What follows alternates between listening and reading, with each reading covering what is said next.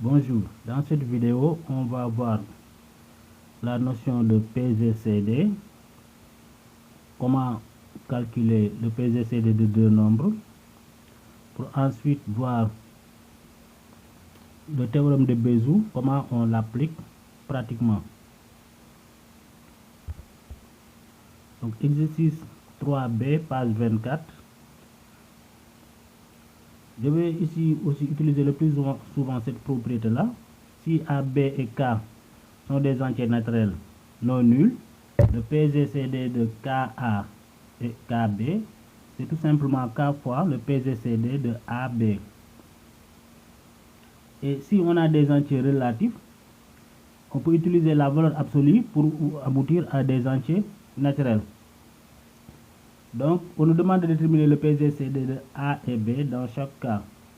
Premier cas, si A égale 24 et B égale 24. Le PGCD, c'est simplement le plus grand commun diviseur. Donc, le plus grand commun diviseur de 24, c'est 24. Donc, le PGCD de 24 et 24, c'est 4. C'est 24. Maintenant, A égale 14 et B égale 31. Les deux nombres là, 14 et 31, sont premiers entre eux. Donc, le plus grand commun diviseur, c'est 1. Donc, PGCD de 14 et 31 égale 1. Maintenant, le cas où A égale moins 75, B égale moins 25, en passant par la valeur absolue, cela revient à chercher le PGCD de 75 et 25. Si on utilise la propriété, on constate que 75 et 25 sont des multiples de 25. Donc, on peut faire sortir 25. 75, c'est 3 fois 25. 25, c'est 1 fois 25. Donc, K égale 25. Et en faisant faire sortir 25, il reste le PGCD de 3 et 1. Et le plus grand diviseur commun de 3 et 1, c'est 1. 1 fois 25, c'est 25. D'où le résultat. Ensuite, le cas où A égale 132 et B égale 96. Là aussi, on passe d'abord par la valeur absolue. Donc, ça revient à chercher le PGCD de 132 et 96. On voit que 132 et 96 sont des multiples de 4. En les divisant par 4, on obtient 4 fois PGCD de 33 et 24. 33 et 24 sont des multiples de 3. On peut faire sortir le 3. Donc, on obtient 4 fois 3 fois PGCD de 11 et 8. 11 et 8 étant premiers entre eux, leur PGCD, c'est 1. Donc, on obtient 4 fois 3, 12, qui est le PGCD. Je vais maintenant, dans ce dernier cas, rappeler les méthodes qu'on avait vues sur la vidéo précédente. Pas pour calculer le PPCM, mais pour calculer le PGCD. Donc, pour ce faire, on a besoin d'abord de décomposer nos deux nombres. Si je prends 132, je vais faire ça ici. 132 est divisible par 2. Et quand je divise par 2, il me reste ici 66. C'est divisible par 2. J'ai ici 33. Ce n'est pas divisible par 2, mais je peux diviser par 3. J'ai ici 11. 11 étant un nombre premier, donc dans la décomposition de 132, il y a 11, 3, 2 et 2. Je peux décomposer ici, mais je vais faire ça à côté pour que ça soit clair, bien visible ce que je vais dire. 96 divisé par 2, ça fait 48. Divisé par 2, ça fait 24. Divisé par 2, 12. Divisé par 2, 6. Divisé par 2, 3. Voilà. 3 étant un nombre premier, je vais arrêter là. Donc, dans la décomposition, j'aurai 3, 2. Ensuite 2, 2, 2, 2. Si on regarde les deux décompositions, le PGCD, c'est tout simplement le plus grand diviseur commun. Sur l'exercice précédent, on avait vu que si deux nombres divisent, si deux nombres B et C divisent A, et que B et C sont premiers entre eux, leur produit divise A. Donc ici on a 2 dans la décomposition, ici aussi on a 2 dans la décomposition. Donc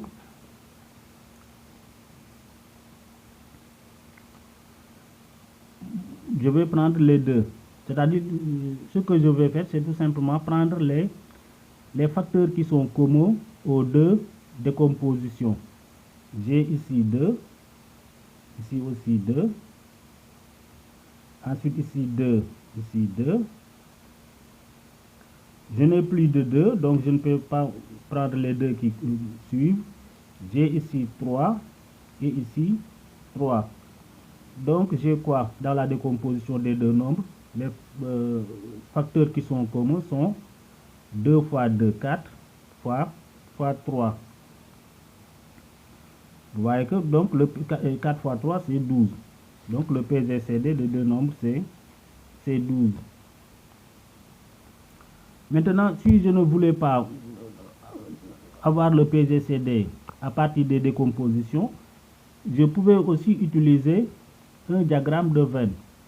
Donc je vais dessiner deux cercles, 50. Je vais nommer le premier cercle, c'est pour le nombre 132, donc je mets ici 132. Le deuxième, c'est pour le nombre 96. Voilà, dans ma décomposition, quels sont les facteurs qui sont communs aux deux nombres? Il y a 2 fois 2, 4. Ensuite ici, 2 fois 2, 4. Donc il y a 2, 2. Et 3, une fois. Donc je vais mettre comme ça. 2, 2, 3. Bon, si je voulais chercher le PPCM, je complète en mettant ici 3. Mais moi, ce qui m'intéresse, c'est simplement le PGCD. Donc si je fais le produit, on obtient PGCD de 132 et 96 égale 12. Si je voulais aussi faire des divisions successives, donc je vais mettre 3 colonnes.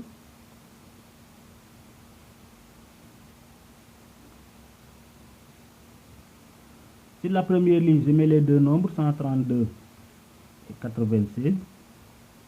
Ils sont tous les deux divisibles par 2, donc je mets ici 2. On a exactement les divisions ici. Quand on divise 132 par 2, on obtient 66. 96 divisé par 2, on obtient 48. Ils sont tous les deux divisibles par 2, donc je mets ici 2. 66 divisé par 2, c'est 33. 48 divisé par 2, c'est 24.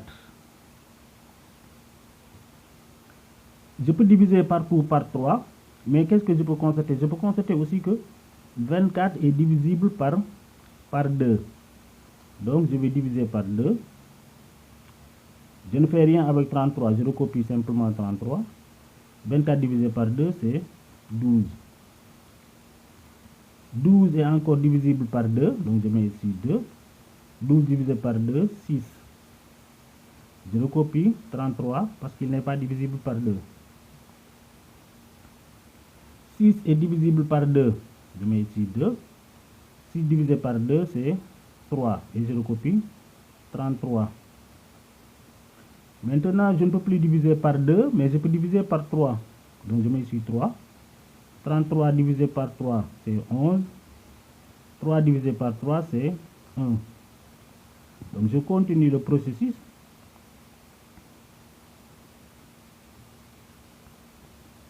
Voilà, maintenant je peux diviser par combien? Je peux diviser par 11. 11 divisé par 11, c'est 1. Et je recopie le 1. Bon, c'est fini.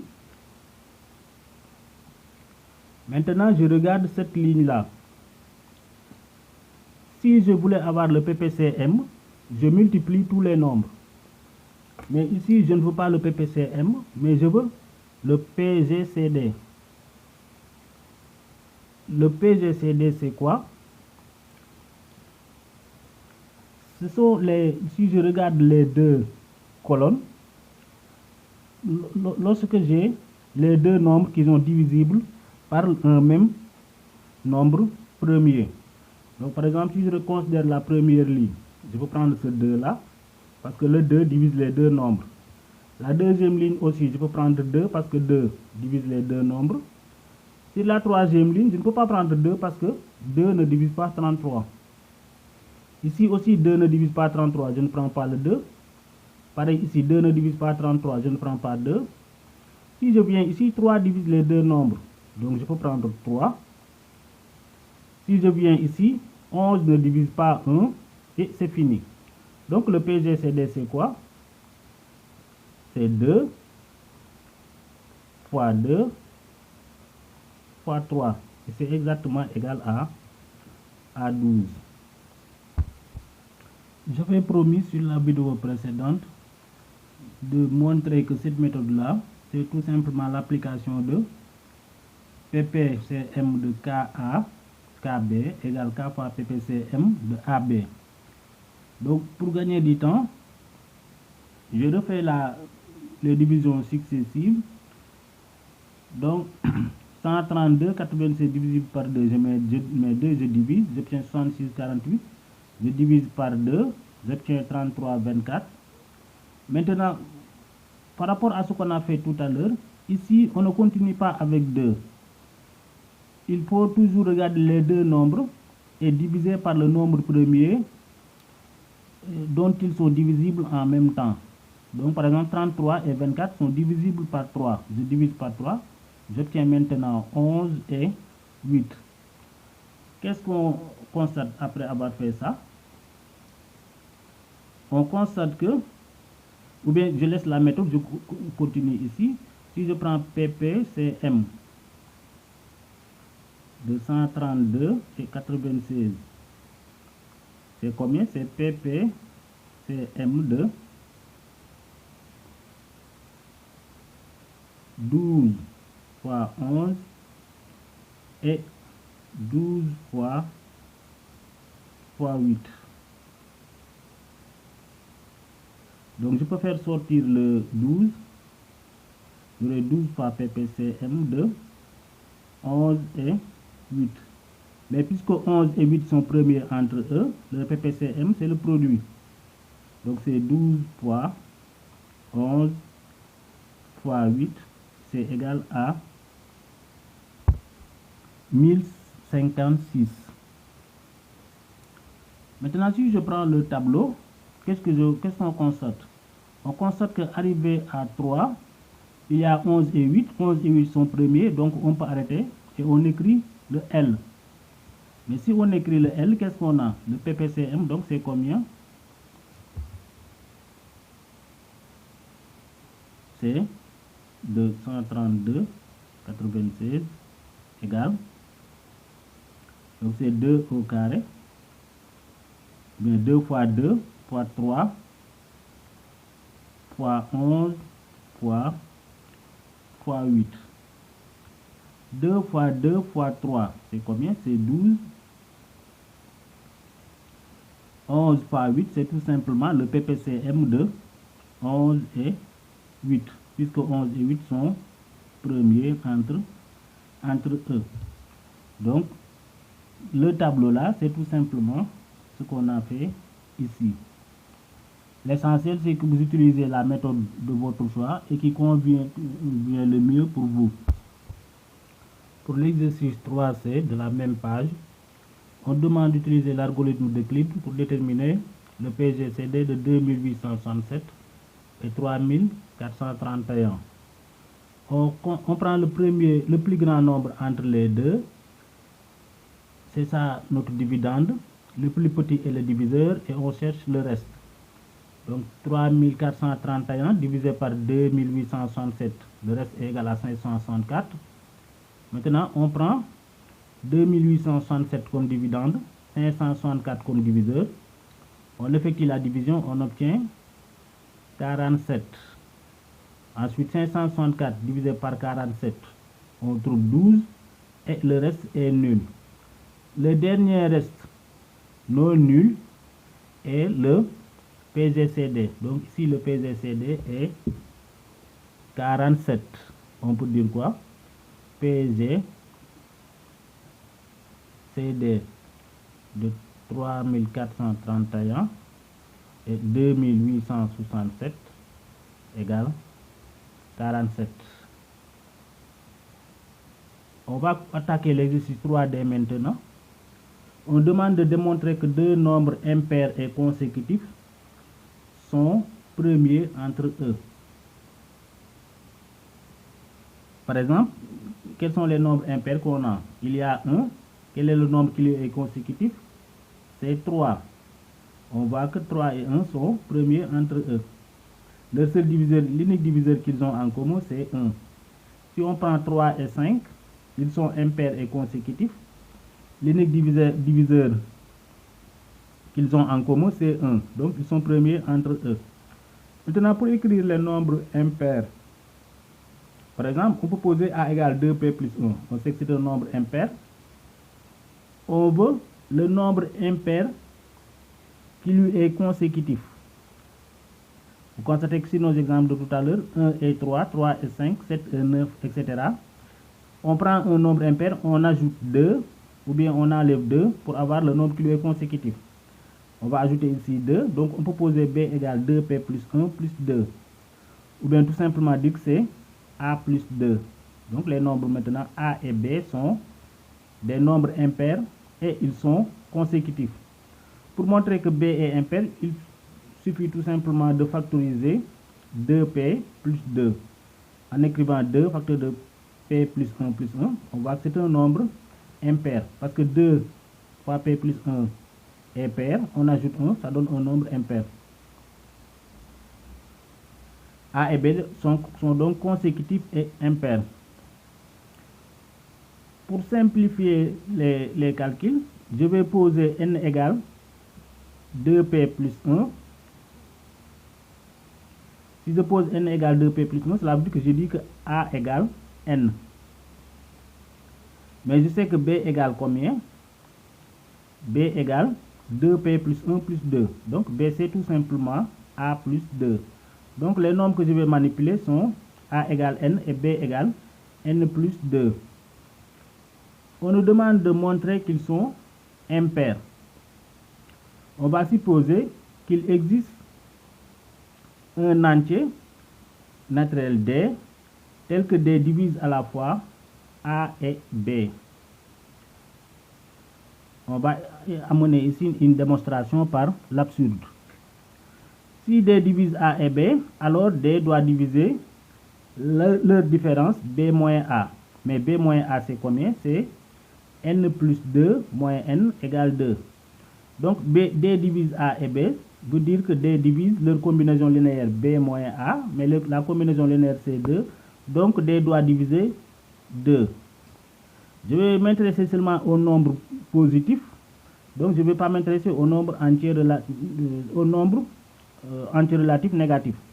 Donc je vais considérer les diviseurs de D qui sont positifs. C'est 1 et 2.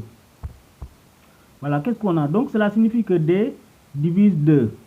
Mais D divise 2 veut dire quoi? D égale 1 ou D égale 2. Donc on traite les deux cas là, D égale 1 ou D égale 2. Si D égale 1, c'est le premier cas. Alors, on a tout simplement B moins A égale 1.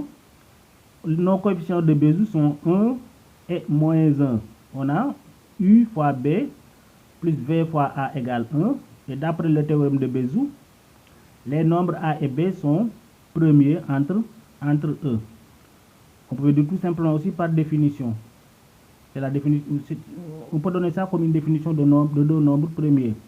Deuxième cas, si D égale 2, cela signifierait quoi? Cela signifierait que A et B sont tous les deux divisibles par D qui est égal à 2.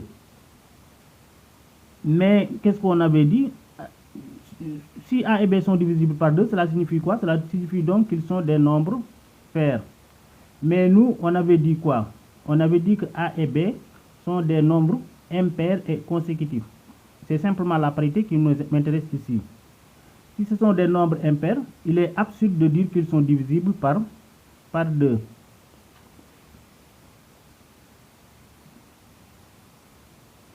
Ce qui nous intéresse ici, c'est ça. Les deux nombres sont divisibles par 2. Donc, ils sont pairs. Ça, c'est une absurdité ou bien c'est impossible car on avait supposé que A et B sont impairs. Puisqu'ils sont impairs, on ne peut pas avoir D égale 2. Donc, le seul diviseur commun possible est D égale 1. Et si D égale 1, on peut conclure que les entiers A et B sont premiers entre eux. Donc, on vient de montrer que deux nombres impairs et consécutifs sont toujours premiers entre eux. Autrement dit, le seul diviseur commun qu'ils ont, c'est 1. Exercice 3.1 maintenant, même page. On donne A égale 2n plus 1 et B égale 3n plus 1, où n est un entier relatif. On demande de démontrer que les nombres A et B sont premiers entre eux. C'est-à-dire leur PGCD est égal à 1 à l'aide du théorème de Bézout. On peut rappeler d'abord le théorème de Bézout. Le théorème de Bézout dit quoi? Si A et B sont des nombres entiers relatifs, ils sont premiers si et seulement si il existe deux coefficients de Bézout, c'est-à-dire deux nombres entiers relatifs U et V, tels que UA plus VB égale 1. Donc c'est ça qu'on va essayer de montrer. Mais si on regarde les deux nombres là, 2n plus 1 et 3n plus 1, si je multiplie ici par 3, je vais obtenir 6n. En multipliant ici par 2, je vais obtenir 2n. Donc on peut essayer les nombres 3 et 2, et éventuellement avec un signe moins. Donc on n'a qu'à calculer 3a moins 2b. Si on calcule 3a moins 2b, on obtient 3 facteurs de 2n plus 1 moins 2 facteurs de 3n plus 1. Après simplification, on obtient 6n plus 3 moins 6n moins 2, on obtient 1. Donc nos coefficients de Bézout sont 3 et moins 2. Et la combinaison linéaire 3a moins 2b étant égale à 1, on peut conclure en disant que les nombres A et B sont premiers entre eux. C'est simplement ce qu'on a dit ici. Les coefficients de Bézout sont U égale 3 et V égale moins 2. Donc on a UA plus VB égale 1. Donc, d'après le théorème de Bézout, les nombres A et B sont premiers entre eux. Parce que leur PGCD est égal à 1. La vidéo commence à faire long. Je vais m'arrêter là.